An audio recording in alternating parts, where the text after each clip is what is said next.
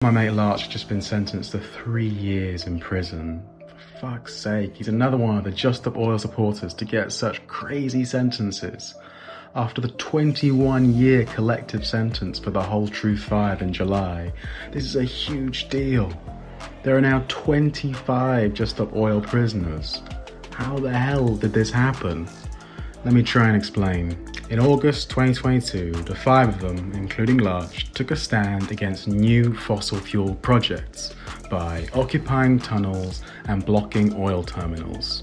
This courageous action seriously disrupted oil flow in the UK, a necessity if we're going to avoid the worst mass death of the climate crisis. They were found guilty of conspiracy to cause a public nuisance under the new draconian Police Crime Sentencing and Courts Act.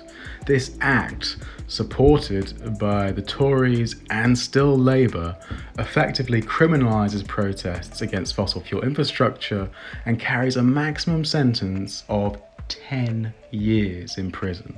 One of their activists, Javi, tragically took his life last year, and his friends said that the intense legal pressure and isolation contributed to his poor mental health. Meanwhile, the climate crisis is escalating. August 2024 was the hottest month ever recorded. The UN is even sounding a red alert for the whole of humanity.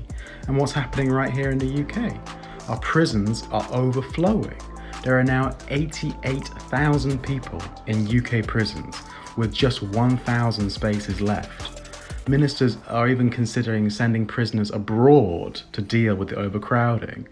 How can non-violent protesters taking proportionate action against this mass death project be jailed while the government considers releasing rapists and violent criminals early?